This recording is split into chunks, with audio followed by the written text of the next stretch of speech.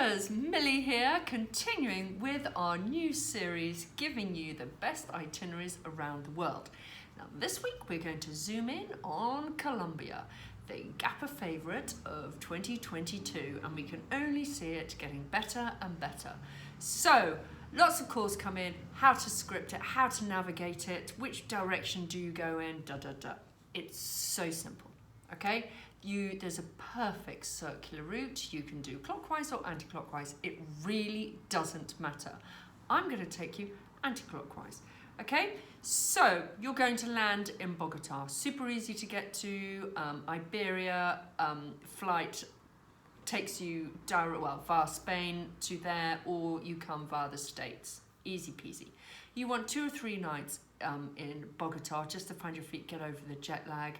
The areas you want to stay in are the Zona Rosa or La Candelaria, okay? Those are the 2 old town, zony, arty, kind of cool zones. Lots of buzzy bars, that's where you want to home in on. Okay, when you're there, a couple of great things to do. The graffiti tour, because it's very arty. Visiting the Salt Cathedral, and maybe, having a few salsa dance lessons, because you will see that there's salsa all over the country. Okay, from here you're going to go north to Medellin, and you can fly or you can do one of those really long bus journeys, but the buses to navigate Colombia are really, really good, so don't worry about that. They're very full reclining, first class. You feel like you're in the first class of an aeroplane. But flying the flights, internal flights to get to all these places are actually not that expensive, probably 30, 40 quid a flight, so it's well worth considering. Anyway, Bogota, north to Medellin. Pablo Escobar's old haunt, but it really has cleaned up its act. It's a great city with big kind of mountain range around it, so the views and everything are spectacular. Clearly when you're there, you've got to do the really touristy thing and go the Pablo Escobar tour around the town, lots of hikes in the mountains around it, so there's plenty to do. From here, you're going to go further north to hit the Caribbean coast, and the first kind of point is Cartagena. Really cool city, okay? Old colonial shabby chic style. Think Cuba, but on steroids. This is where all the very kind of hippie glamorous types hang out in the kind of bars, very arty. You got the scene? So put your best clothes on, put your best caftan on, and you'll feel part of the scene. The beaches here aren't terrific. The markets are awesome, but the beaches, the thing most people do is to catch a boat to go to Rosario Islands, which are just out to sea, where you will find great sundowners, great coral reefs, great snorkeling, scuba diving activities. So that's something I would highly recommend. Okay, so from Cartagena, you are going to go east. Okay, looking at the map, you're going to go, or you're just going to turn right. Okay, and you're going to go all the way along the Caribbean coast.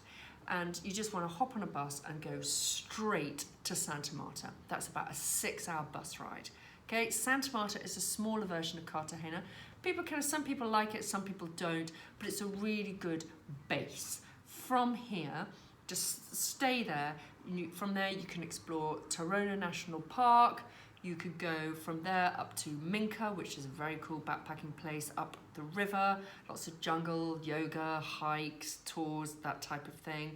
But from Santa Marta, it's a really good place to book the Lost City trek. Now, a lot of people say, oh, it's not that great. Well, it's probably not, it hasn't got the wow factor of Machu Picchu, but it does have a wow factor in that it's tough, it's gritty, you're going to go through so many geographical zones to get there. You go from the beaches, through the savannah, kind of jungle, right to the top to see the old ruins from hundreds of years ago.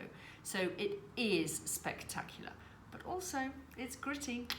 It's good for you, give it a whirl. Carry on going along this coastline, because various beaches, as the coast kind of jiggles around, you get, some beaches are particularly good for sundowners, some beaches are good for snorkeling, surfing, so you will find your perfect fit. Okay, then get back to Santa Marta and fly inland. Okay, you want to get to an area called San Gil, and you want to fly to Bucaramanga. I can never pronounce that word, but anyway, that's the kind of internal airport, and this is the wild countryside. This is where you're going to see Colombia culture at its best. You could be walking down streets and see people kind of walking in their fantastic bowler hats, and just not their bowler hats, that's in Peru, and these wonderful hats with these wonderful hand-woven bags, literally as they have been doing for hundreds of years. So it really is a special place to go.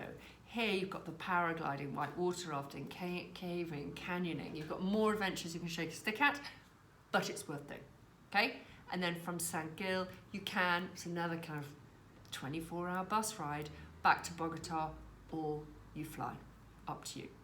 Now, that's the circular route you could do in either direction, but there's two little kind of detours which are really worth, putting the effort in. The first, which I highly recommend, is going south to the border of Colombia and border with Brazil and Peru to go and explore the Amazon. So if you're not going further afield into Ecuador, Brazil, or if you don't have any other opportunity to do the Amazon, do it here. You have to fly to a place called Letizia from Bogota, and then when you get there, you need 3 or 4 days to explore. There's so many different reserves going in, and just choose the tour that you really, that suits your interest, whether it's kayaking down the river, piranha fishing, meeting local tribes, or it might be birds or the wildlife you want to see, but you will find, your perfect tour. The other detour is when you get to Medellin, you can turn west and go to the Pacific beaches, and you want to fly to Nuki, okay? And from there, you will find loads of really super cool places, super cool surf beaches. So that's really where you surf, not the Caribbean. There are a couple of beaches which are good for surfing, but nothing like the Pacific. So bear those in mind. Perfect circular route, couple of detours, Colombia nailed. So how are you going to do this? Right, if you're just an independent backpacker, here you go, there's your information, off you go. But if you want more, we can help you.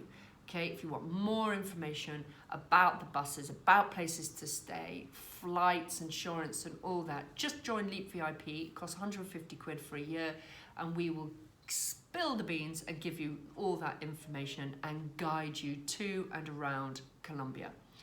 If you want to actually do some volunteering and actually start your gap year with a place like Colombia, a lot of people do it by starting with joining our Colombia Team program, which takes in the canyon inland, so San Gil and all those adventures, where you explore all the canyons, the white water rafting, plus you live with Brendan, our fantastic guy on the ground there, and do volunteering, reforestation with the local community in the schools, teaching rugby, you name it, you can do it.